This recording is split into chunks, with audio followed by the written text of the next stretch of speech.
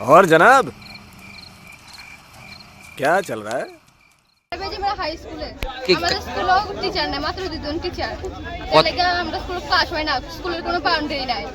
দুজন শিক্ষক দিয়ে নিয়ে পুরো শিক্ষকদের জায়গালাতে চলে না।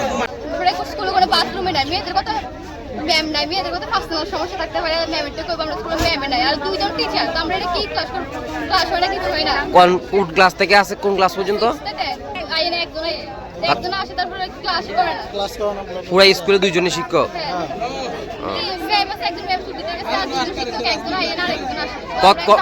কতদিন ধরে এই অবস্থা?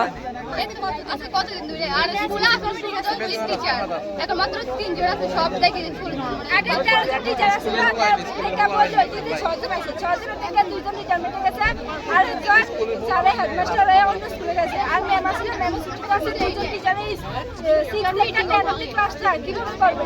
আমরা সামনে টিচার। তুমি কোন ক্লাসে পড়ো? ক্লাস 10 এ। তো আগামীতে মাধ্যমিক দিবে না? আর